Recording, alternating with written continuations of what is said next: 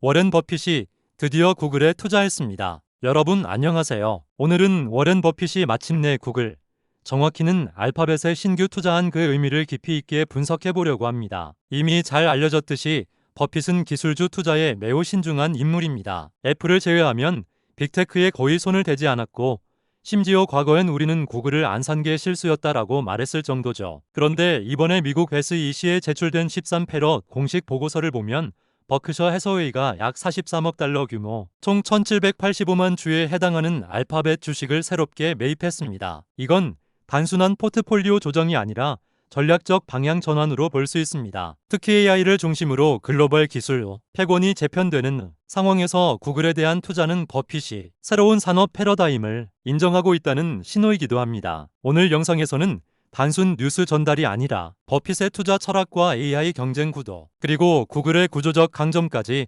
입체적인 관점에서 짚어보겠습니다. SEC 13F 보고서는 기관 투자자의 분기별 보유 종목을 의무적으로 공개하는 문서입니다. 버크셔는 이번 분기 보고서에서 알파벳 클래스워 주식을 17.85m주, 평가 금액 기준 약 43억 달러어치 신규 매수한 것으로 나타났습니다. 버핏은 신기술 기업에 큰 베팅을 거의 하지 않는 보수적인 스타일로 알려져 있기 때문에 이번 알파벳 신규 매수는 매우 이례적입니다. 또 하나 주목할 점은 이번 13패럿에 나타난 비중 변동입니다. 기존의 최대 비중이던 애플 지분이 일부 축소된 반면 그 빈자리를 구글이 일정 부분 대신하고 있다는 점입니다. 보고서만 보면 단순한 비중 조절처럼 보일 수 있지만 애플의 성장 둔화 전망, 규제 강화, 소비 경기 둔화 등 불확실성이 커지는 시점에서 Y 중심의 새로운 성장축으로 이동하는 전략적 의도가 있다는 분석이 가능합니다. 무엇보다 13패럿은 현재 어떤 기업을 가장 신뢰하는가를 그대로 반영하는 문서이기 때문에 이번 선택의 무게는 상당히 크다고 볼 수 있습니다. 2017년 버핏은 CNBC 인터뷰에서 우리는 구글을 안 산 게 실수였다 위 블루이드라고 말했습니다. 그 당시 버크셔는 구글에서 막대한 광고비를 지출하는 가이코를 보유하고 있었기 때문에 구글의 비즈니스 모델을 누구보다 잘 이해할 수 있는 위치에 있었습니다. 그럼에도 불구하고 투자를 실행하지 않았던 이유는 버핏 특유의 지나친 보수성 때문이었습니다. 그는 기술의 미래를 예측하는 것에 강한 부담감을 느꼈고 안정적 현금 창출 구조가 명확히 보이지 않으면 투자를 피하는 철학을 가지고 있었죠. 하지만 시간이 지나면서 구글의 비즈니스 모델은 광고 기업을 넘어 클라우드, 데이터 센터, AI 인프라 기업으로 확장됐고 매출과 영업이익 모두 구조적으로 견고해졌습니다. 버핏이 과거에 남긴 이 발언은 단순한 후회가 아니라 구글이라는 기업의 장기 가치를 인정했지만 과감하게 들어가지 못했던 자신의 약점을 인정하는 의미였습니다. 그리고 이번 투자는 사실상 그 후회의 연장선이자 늦었지만 본질적 가치를 인정한 첫 행동이라고 볼 수 있습니다. 13패럿에서 가장 눈에 띄는 변화는 애플 비중의 축소입니다. 버크셔 전체 포트폴리오에서 애플은 한때 50%를 넘었지만 최근 분기들에서 비중이 꾸준히 줄고 있습니다. 애플은 여전히 뛰어난 기업이지만 성장성이 정점을 지나고 있다는 분석이 많습니다. 아이폰 판매 둔화, 서비스 매출 성장의 한계, 중국 시장 리스크, 단독점 규제 압박 등 불확실성이 커지고 있기 때문이죠. 반면 구글은 Y 경쟁에서 다시 힘을 되찾고 있습니다. 클라우드 시장 점유율 상승, YUTV 광고 회복, 그리고 제머나이 모델을 중심으로 한 AI 플랫폼 전략이 속도를 내고 있습니다. 이번 버핏의 구글 매수는 애플에서 구글로 갈아탔다는 단순한 해석이 아니라 기술 산업의 성장축이 어디로 이동하는지를 정확히 읽은 움직임입니다. 특히 AI 인프라 기업이 중장기적으로 시장을 지배할 가능성이 높아지는 환경에서 버핏이 위험을 감수하고 방향을 전환했다는 점이 핵심입니다. 구글의 핵심 경쟁력은 단순히 모델 자체가 아니라 그 모델을 뒷받침하는 데이터 센터 인프라입니다. 구글은 세계 최대 규모의 서버 네트워크를 보유하고 있으며 AI 연산에 특화된 TPU만 해도 수십만 개 이상이 클러스터 형태로 운영되고 있습니다. 제머나이 모델은 구글의 기존 서비스에 통합되기 쉬운 구조로 설계되었고 검색의 OUTUB의 지메일, 워크스페이스 등 구글 생태계 전체를 AI 기반 플랫폼으로 전환하려는 로드맵을 제시하고 있습니다. 특히 데이터 센터 효율성 면에서 구글은 메타, 아마존, 마이크로소프트와 비교해도 상위권 기술력을 보유하고 있습니다. 버핏은 이런 보이지 않는 진입장벽을 매우 높게 평가하는 투자자입니다. AI 모델은 바뀔 수 있지만 데이터 센터 인프라와 글로벌 서비스 네트워크는 쉽게 따라올 수 없다는 점을 정확히 알고 있기 때문이죠. 이번 매수는 구글의 AI 경쟁력에 대한 구조적 신뢰를 의미합니다. 구글이 AI 투자에서 의미 있는 지점은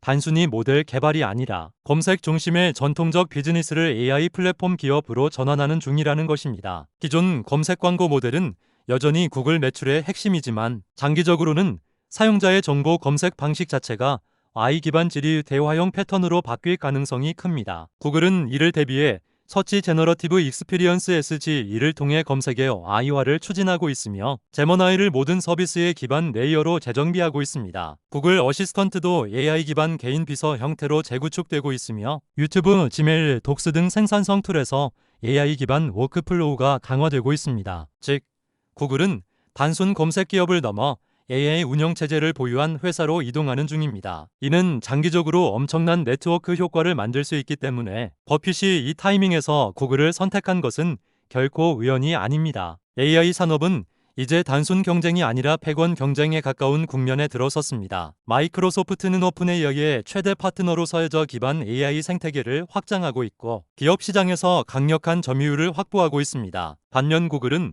검색, 유튜브, 안드로이드, 크롬 등 소비자 접점이 압도적으로 많기 때문에 AI 전환이 성공하면 사용자 기반에서 가장 빠르게 효과를 낼 가능성이 큽니다. 오픈AI는 기술 혁신 속도에서 앞서 있지만 스케일, 데이터 센터, 글로벌 플랫폼 측면에서는 아직 빅테크와 격차가 있습니다. 이런 구조에서 버핏은 인프라, 지속가능성, 장기 시장 지배력이라는 요소를 기준으로 판단했을 것입니다. 단기 혁신보다 AI 플랫폼 네트워크를 가장 안정적으로 구축할 수 있는 기업이 구글이라고 본 셈입니다. 버크셔의 포트폴리오는 단순히 수익률을 높이기 위한 종목 조합이 아니라 장기 가치 보존 플러스 성장이라는 매우 보수적 프레임으로 구성됩니다. 그 버크셔가 구글을 편입했다는 건 명확한 메시지를 줍니다. 첫째, AI 산업은 일시적 테마가 아니라 장기 구조적 성장 산업이라는 점. 둘째, 구글의 현금 창출 능력과 사업 모델이 충분히 안정적이라는 점. 셋째, 기존 포트폴리오의 성장 동력이 둔화되고 있다는 점입니다. 특히 버핏은